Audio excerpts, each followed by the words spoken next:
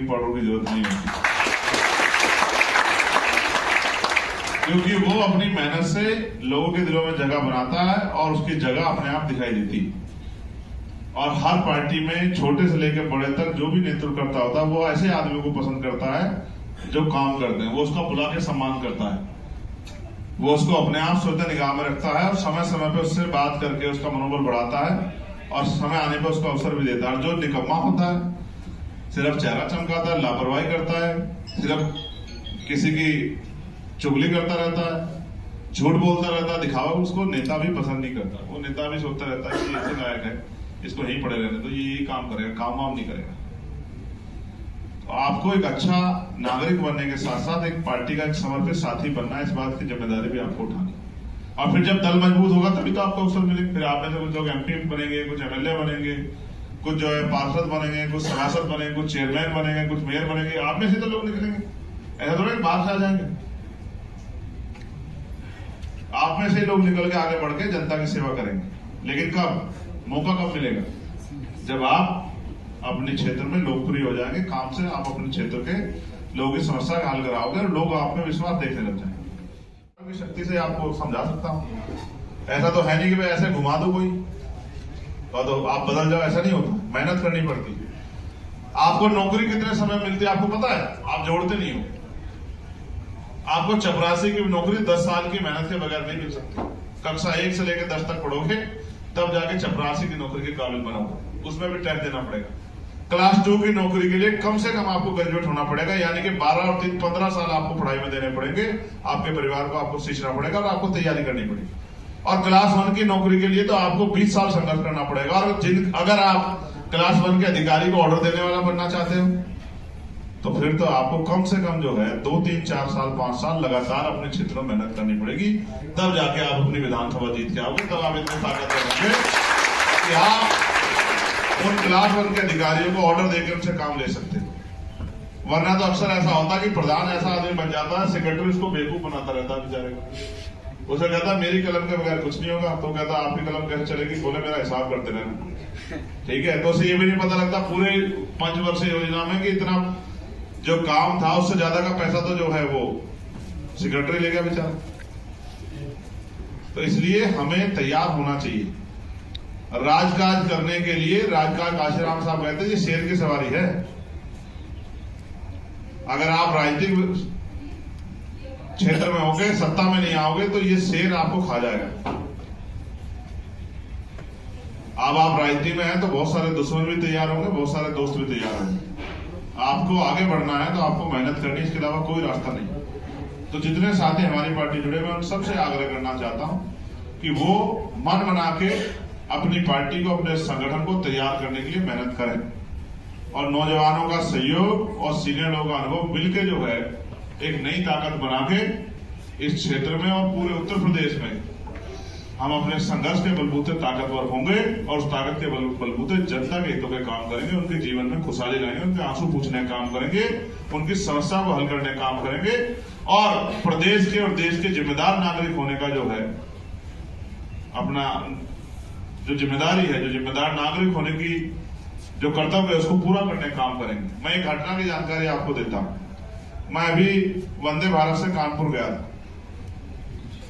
अचानक से किसी ने उसी बोगी पे पत्थर चलाया जिस बोगी में मैं बैठा हूं, उसका शीशा चकनाचूर हो गया। क्योंकि मैं सस्ती लोकप्रियता की राजनीति नहीं करता तो मैंने मुझसे 2 सीट छोड़ के वो शीशा टूटा था। मैं चाहता तो ये दूसरे की तरह ये भी कह देता कि मेरे ऊपर हमला हुआ, मगर मैंने उसमें स्पष्ट लिखा कि सरकारी संपत्ति का नुकसान अच्छा नहीं है। मैंने इस बात को इसलिए सार्वजनिक किया कि वो सरकारी संपत्ति बनी कैसे आपको पता है? वो आप ही के टैक्स के पैसे से बनी। कहीं माँ बाप ने नहीं सिखाया, बच्चे ने लापरवाही से मार दिया, किसी ने मंदबुद्धि ने मार दिया, किसी ने षड्यंत्र करके मार दिया। नुकसान किसका हुआ? आप ही के पैसे का तो हुआ ना भाई। रेलवे की जो संपत्ति किसकी संपत्ति है? वो जनता की संपत्ति, सरकारी संपत्ति। तो अगर आप लापरवाही में किसी को खुश करने के लिए, वीडियो बनाने के लिए अगर पत्थर मारते हो तो किसका नुकसान करते हो? सरकार का करते हो क्या? नहीं, सरकार तो बदलती रहती, नुकसान तो आप अपना करते हो।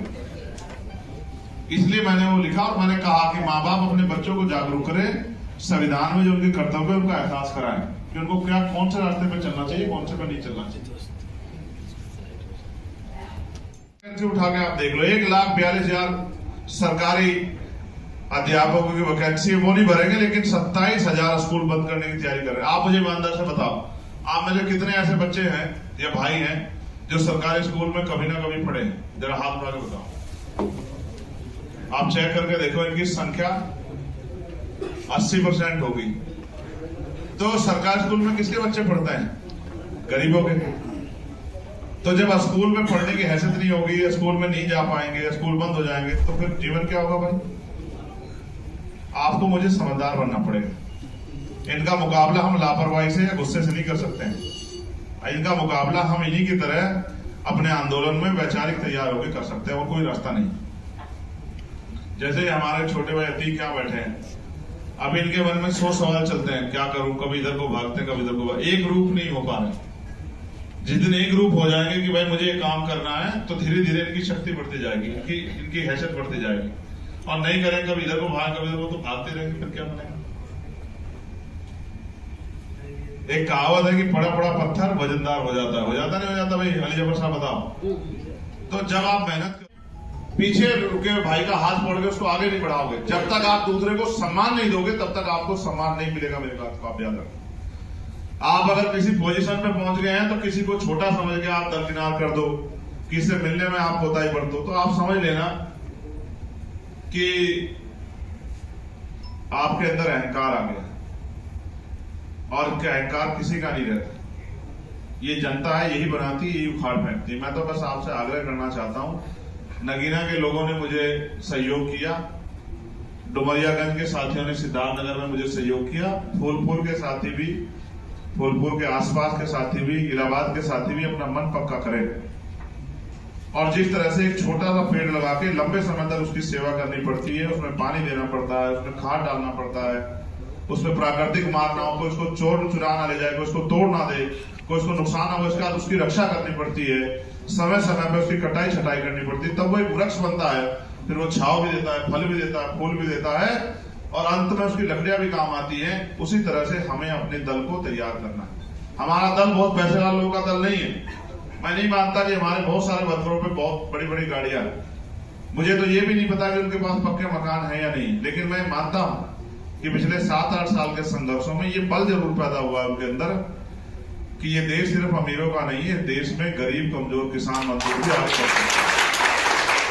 और आज जो यहाँ है उपस्थित, मैं नहीं मानता कि 2027 में कितने लोग अपनी मेहनत से विधानसभा में जाएंगे। आज मैं नहीं कह सकता क्योंकि भविष्य में नहीं कहता, मगर मैं गारंटी आपको देता हूं, अगर आप ईमानदारी से मेहनत करेंगे और एक रास्ते पे होकर चलेंगे, जो 2 नाव में सवार होगा वो गिरेगा। मेरी बात को आप याद रखें।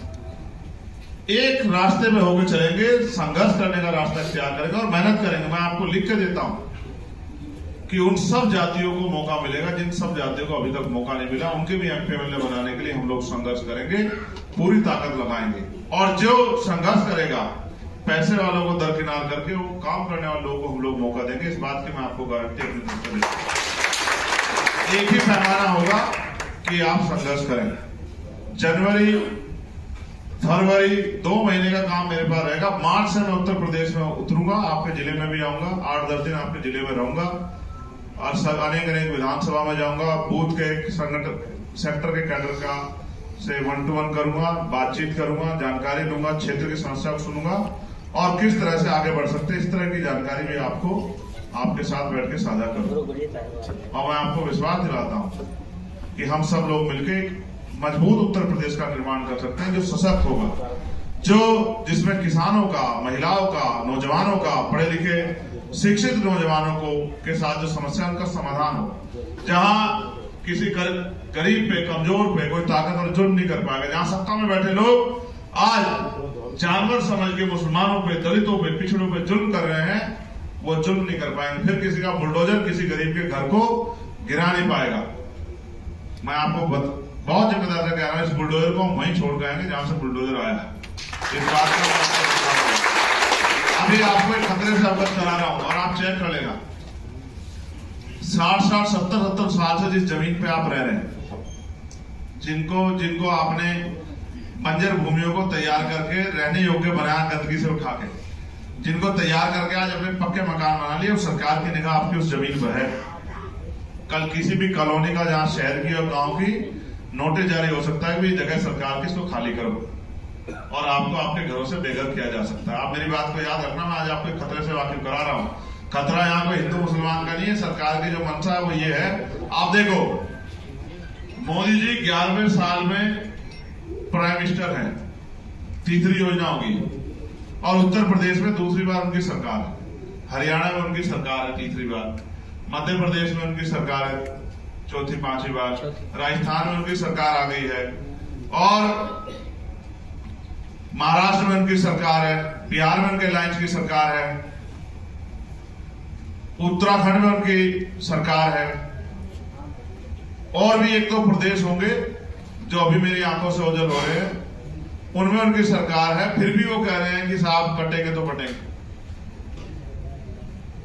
बटेंगे तो कटेंगे। इस बात का, इस नारे को वो दे रहे, क्यों? क्योंकि वो जानते हैं कि इतनी सरकारों में होते हुए भी वो जनता के हितों के लिए कोई काम नहीं कर पा रहे, बल्कि जनता उनसे निराश है, नाराज है, और वो चाहते हैं कि बुनियादी सवालों पे लोगों का ध्यान न जाए। इसलिए वो इस तरह की बात करके, लोगों के मन में भावना पैदा करके, उत्तेजना पैदा करके, गुस्सा पैदा करके वो सिर्फ वोट लेना चाहते हैं, लोगों को बेवकूफ बना। जैसे आपने वो देखा है, मदारी डमरू बजाता है जो, वो आपको कहता है कि बंदर आपको उड़ के दिखा देगा, बंदर गायब हो जाएगा, 100 बात बताता, करना उसको कुछ नहीं होता, उसको आपसे पैसे निकाल लेते हैं आपके जेब से। उसी तरह से बेचारे भारतीय जनता पार्टी के लोग यहाँ की जनता कैसे बेवकूफ बनाए भावनात्मक